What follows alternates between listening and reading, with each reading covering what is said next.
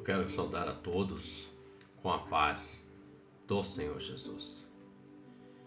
Nós vamos ler um texto da palavra do Senhor que se encontra no livro de Números, capítulo 13, a partir do verso 22, que declara assim: E subiram para a banda do sul e vieram até Hebrom.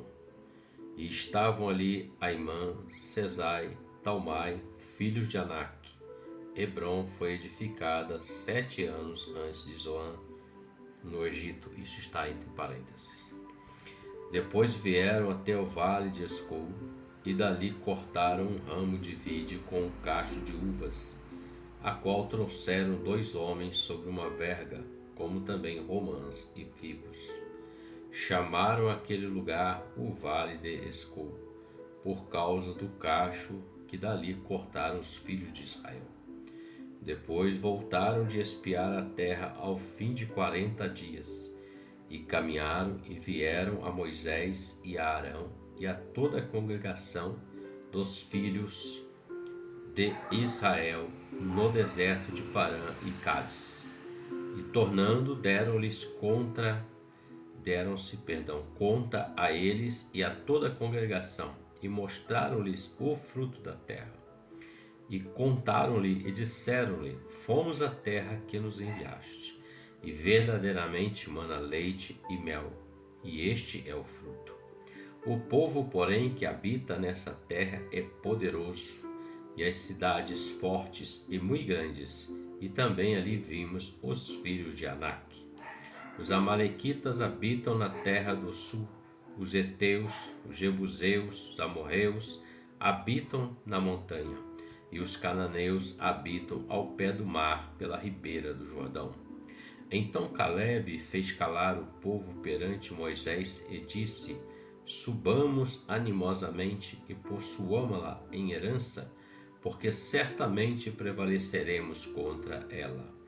Porém, os homens que com ele subiram disseram: Não poderemos subir contra aquele povo, porque é mais forte do que nós. E infamaram a terra que tinham espiado perante os filhos de Israel, dizendo: A terra pelo meio da qual passamos a espiar é terra que consome os seus moradores. E todo o povo que vimos no meio dela são homens de grande estatura. Também vimos ali gigantes, filhos de Anak, descendentes dos gigantes, e éramos aos nossos olhos como gafanhotos, e assim também éramos aos seus olhos. O texto é um pouco longo, nem tanto assim, mas um pouco, mas para dar entendimento àquilo que nós estamos como temática para nosso entendimento hoje. O tópico do nosso assunto é 3 atitudes que impedem o homem de receber a bênção de Deus. Esse é o tópico, baseado em Números capítulo 13, do 22 ao 33. O texto fala de quando o povo hebreu foi separado por Moisés. O Senhor deu uma ordem a Moisés: separa os líderes, os cabeças de cada tribo, para espiar a terra. Ou seja, eles estavam às portas de Canaã. E o Senhor manda separar 12 homens, um líder de cada tribo, para espiar a terra, para fazer um relatório, para poder criar estratégias. E foram separados os líderes, os responsáveis por cada tribo. E eles espiaram a terra, e eles trouxeram de volta esse relatório diante de Moisés e diante de toda a congregação de Israel após 40 dias de terem espiado a terra. Israel estava debaixo de uma promessa. Conforme o nosso tópico, 3 atitudes que impedem o homem de receber a bênção de Deus. Israel estava debaixo de uma promessa que o Senhor havia feito a Abraão. Em Gênesis capítulo 15, o Senhor revela para Abraão que a descendência dele, eles seriam levados para uma outra terra, e eles ficariam ali por cerca de 400 anos, mas que depois o Senhor tiraria eles daquele lugar com mão forte e poderosa. E assim sucedeu. O Senhor levanta Moisés para ser o seu emissor, a sua boca diante do Egito, diante do faraó. E o Senhor usa Moisés ali, o Senhor traz juízo ao Egito, o Senhor, ele traz 10 pragas ou 10 juízos sobre todo o Egito.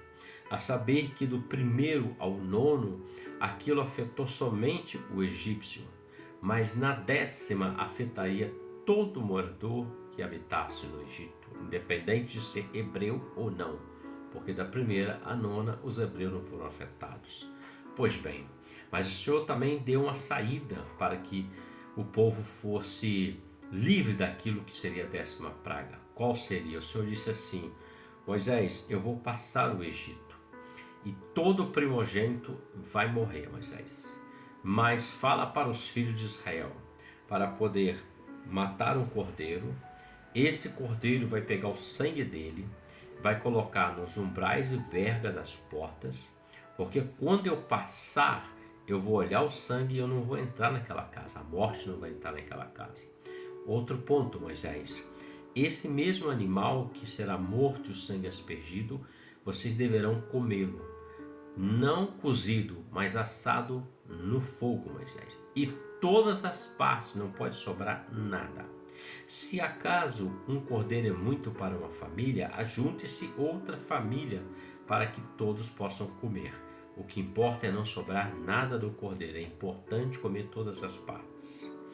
Outro ponto, Moisés, vocês estarão preparados, vestidos, com cajado na mão e sandália no pés, porque esta madrugada o Senhor, ele vai tirar o povo de Israel do Egito.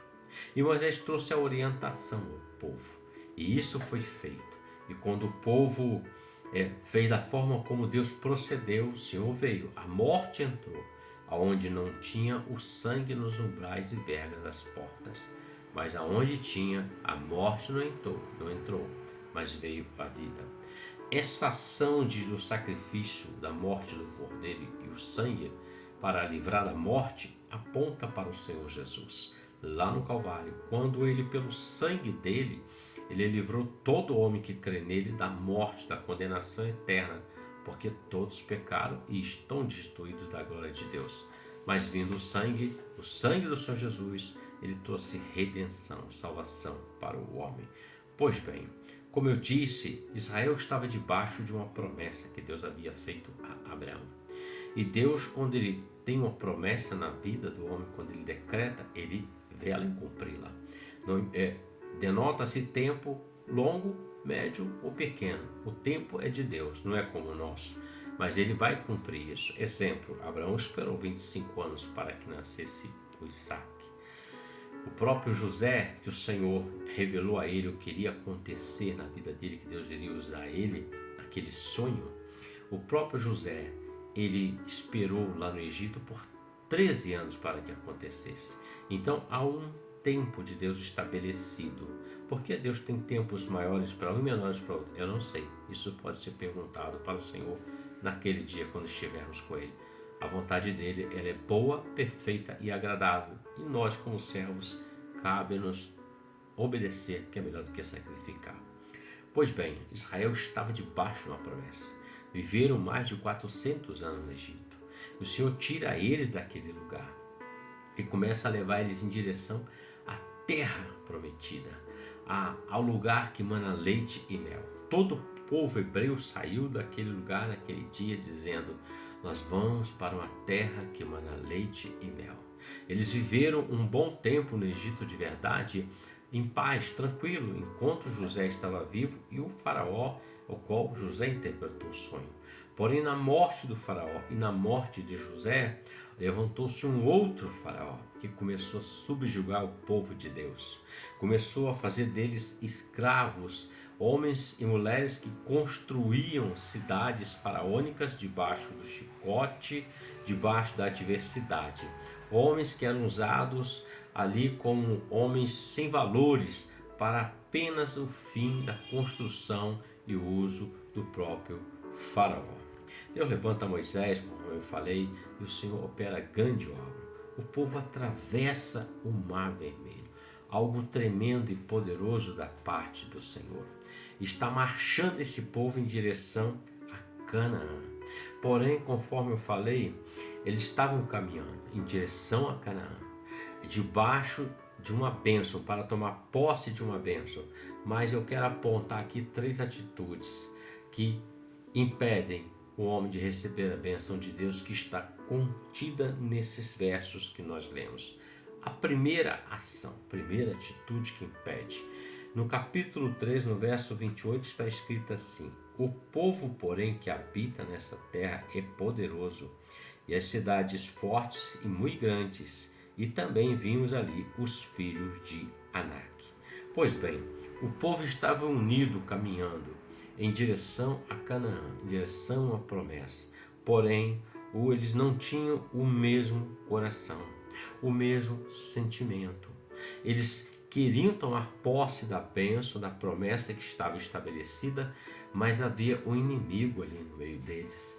O coração deles estava dividido. Qual era o inimigo? Era a divisão. Onde há divisão, não há unidade. E a palavra fala que procura preservar a unidade do Espírito pelo vínculo da paz. Então, onde há paz, há unidade pelo vínculo do Espírito. Mas onde não há, há divisão. E divisão impede que a obra cresça. Divisão impede que a obra caminhe em direção àquilo que está proposto para a vida dela, porque aquele que prometeu, ele é fiel em fazer cumprir. Deus vela pela sua palavra. Tudo que está na palavra já aconteceu, está acontecendo e não vai acontecer. Ou seja, Deus velando em cumprir aquilo que disse que vai acontecer. Pois bem, esse povo estava caminhando junto, mas o coração deles estava dividido. Então, o que nós aprendemos com isso aqui? Que onde há divisão, não há vitória, há derrota. Jesus fala que uma casa dividida, ela não vai subsistir. Se um pensa A, outro pensa B, e não quer chegar ao consenso de andar junto, vai ter divisão. Vai enfraquecer aquela casa, vai enfraquecer aquele povo. Então o povo estava marchando em direção, mas o coração deles estava dividido. O apóstolo Paulo escreve na sua primeira carta aos Coríntios, no capítulo 12, o seguinte, do 12 ao 31. Porque assim como o corpo é um e tem muitos membros, e todos os membros, sendo muitos, são um só corpo, assim é Cristo também.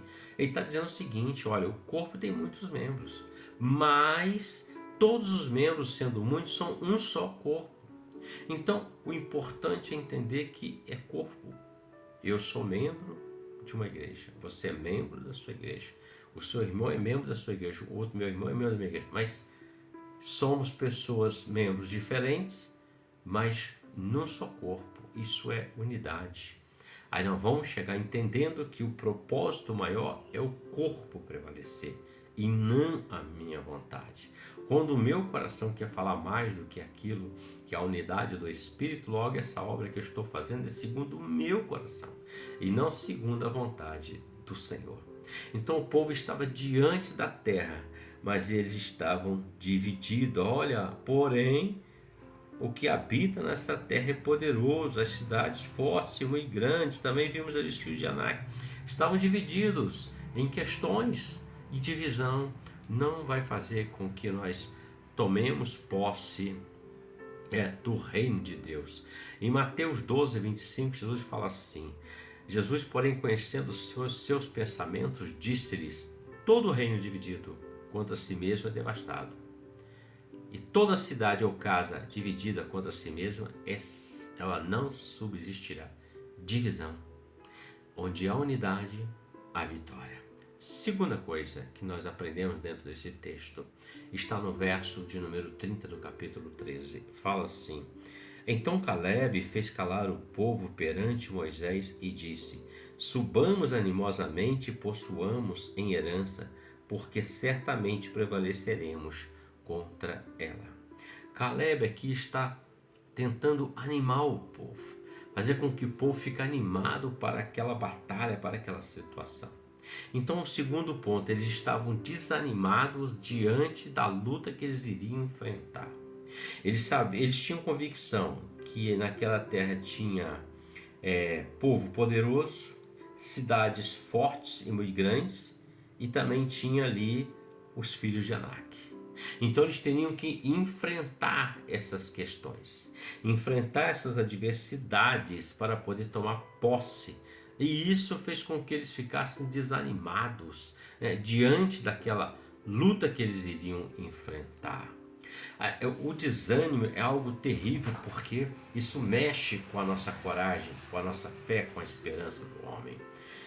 A palavra do Senhor fala que Josué, o mesmo Josué que aqui junto com Caleb está tentando animar o povo, é o mesmo Josué que depois da morte de Moisés, o Senhor fala com ele: levanta-te porque meu servo Moisés é morto.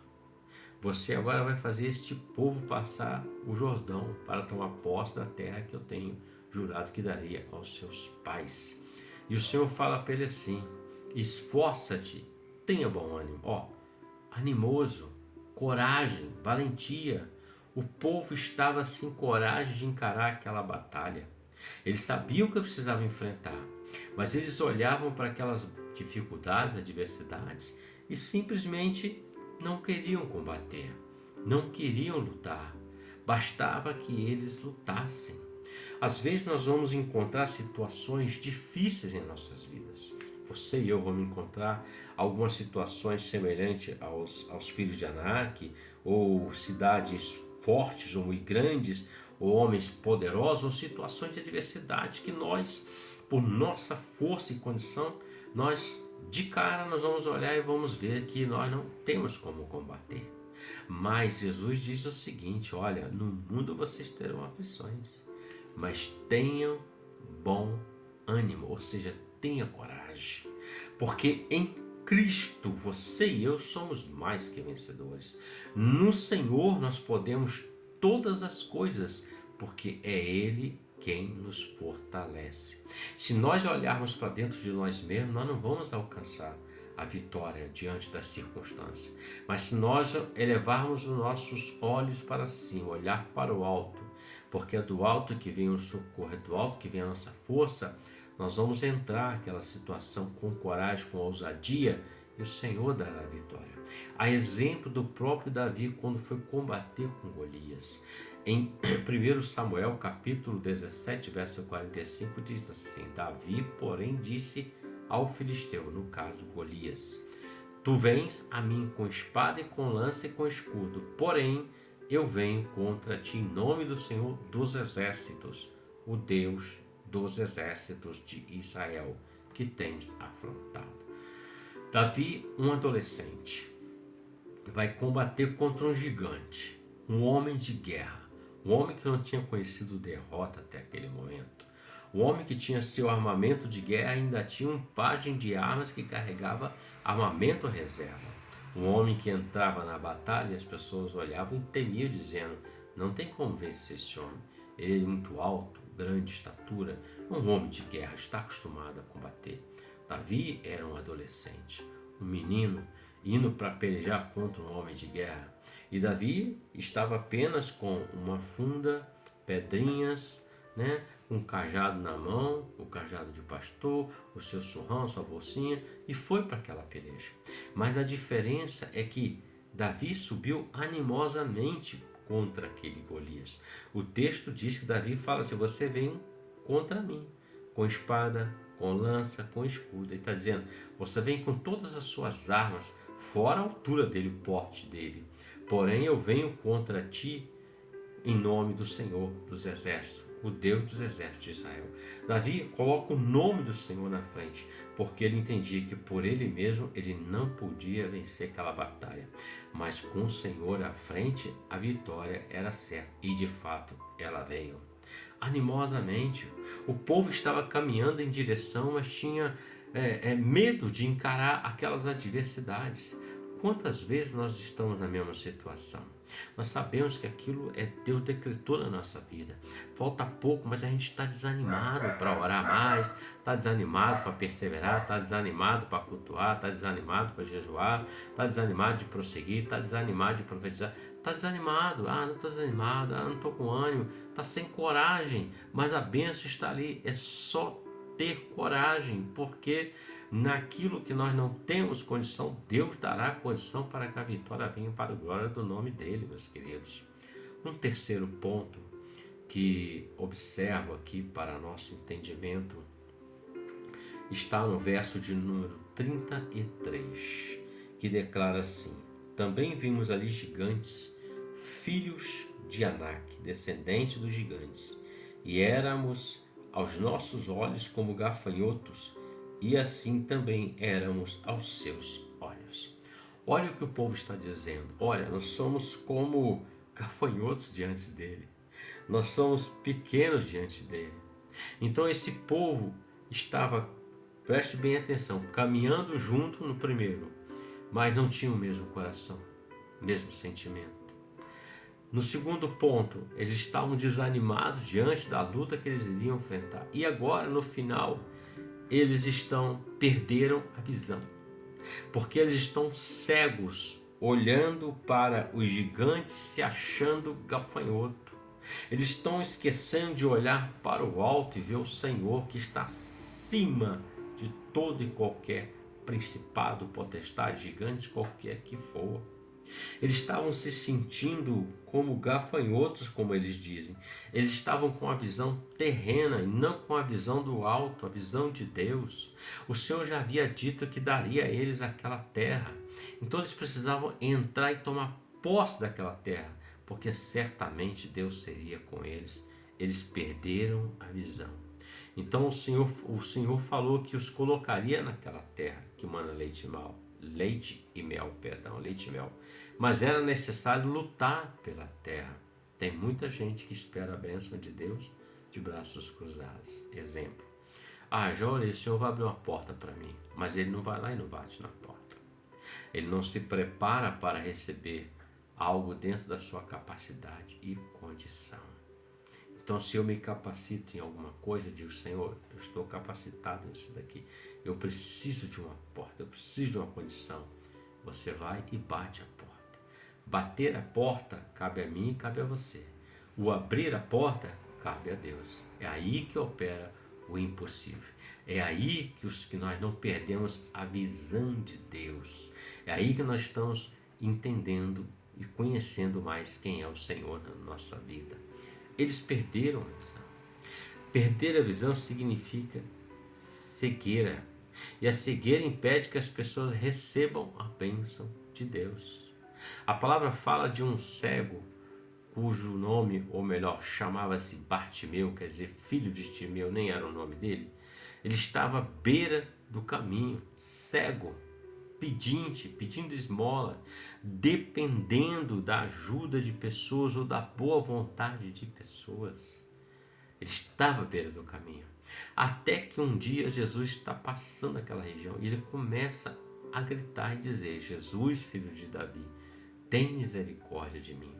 E Jesus manda chamar esse moço. Quando ele chega, Jesus faz uma pergunta para ele: o que você quer que eu faça na sua vida? Ele disse: eu quero ver, Senhor. E Jesus disse: então veja. E aquele homem viu. E o texto diz que ele seguiu Jesus no caminho. Ele já não estava mais à beira do caminho. Quando o homem está à beira do caminho, ele está como um pedinte.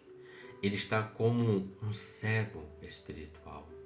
Ele não consegue ver o caminho e andar no caminho com o Senhor. Porque ver o caminho, andar no caminho, é em direção a Jerusalém Celestial. Ruas de ouro, mar de cristal, não há morte, não há necessidade alguma, apenas a presença do Senhor, algo maravilhoso e grandioso. A palavra também fala que Israel, ele ficou com medo diante dos gigantes, cego. A cegueira tomou conta deles. Eles deixaram de olhar para o Senhor, estavam olhando para o gafanhoto. E o pior de tudo é que diante desses três quadros que estavam impedindo eles andar junto, mas o coração não estava junto, desânimo diante da luta que tinham que enfrentar e perder a visão, o que eles fazem e dizem e incitam o povo? Vamos voltar para o Egito, porque é melhor morrer no Egito que morrer aqui. Olha o que eles estão dizendo aqui: não vamos morrer, mas lá no Egito nós teremos vida. É o oposto. Quando o homem ele perde a visão de Deus. Quando o homem está caminhando em direção à promessa de Deus, ele não quer lutar para conquistá-la. E ele não quer trabalhar em unidade. Tudo que lhe resta é esse pensamento. Voltar ao Egito, voltar atrás, voltar ao passado, desistir de tudo aquilo que o Senhor já realizou na vida dele e ainda tem para realizar, que é o cumprimento da promessa. Paulo, ele escreve o seguinte: prossigo para o alvo, para o prêmio da soberana vocação que está em Cristo. Então não cabe a nós, o que nos cabe é prosseguir, não nos cabe perder a visão. Você e eu estamos debaixo de uma promessa de Deus. A promessa está debaixo de uma condição. A condição é crer. A condição é não perder a visão, olhar sempre para o alto. A condição é ter um coração unido junto com o Senhor. A condição é estar animoso diante das lutas, das batalhas, das dificuldades. São condições que nos levam à vitória. Josué e Caleb, ele até tentam animar o povo. Veja, Josué fala, Caleb fala, subamos animosamente. Mas ainda assim, o povo não queria. Então, o que aprendemos aqui? Eu tenho uma promessa de Deus, mas se eu permitir que essas 3 atitudes minhas dominem o meu coração, a minha mente, o meu ser, eu não vou entrar na terra prometida. Eu não vou tomar posse da bênção de Deus na minha vida. O Senhor disse que eu vou dar a vocês essa terra. Apesar dela ter inimigos aí, adversidade, eu estarei com vocês. O Senhor esteve com eles no Egito. O Senhor estava com eles no deserto. Não faltou o que vestir, não faltou o que comer, não faltou o que calçar, não faltou proteção, nem de dia, nem de noite, não faltou nada à vida deles. O Senhor estava com eles ali continuamente, mas eles queriam simplesmente voltar ao Egito por causa das adversidades que ali se instauraram. Então, que nós entendamos nessa palavra, essas 3 atitudes não nos cabe. O que nos cabe é acreditar, como escrito está na palavra aos Hebreus: sem fé é impossível agradar ao Senhor. Então, reflita sobre essa palavra, reflita sobre esse contexto que lemos aqui, aplique essa palavra à sua vida, e tanto você quanto eu poderemos declarar que em Cristo nós somos mais que vencedores, que nele nós podemos todas as coisas, porque é Ele quem nos fortalece. Receba essa palavra para a sua vida e pratique para a glória de Deus Pai.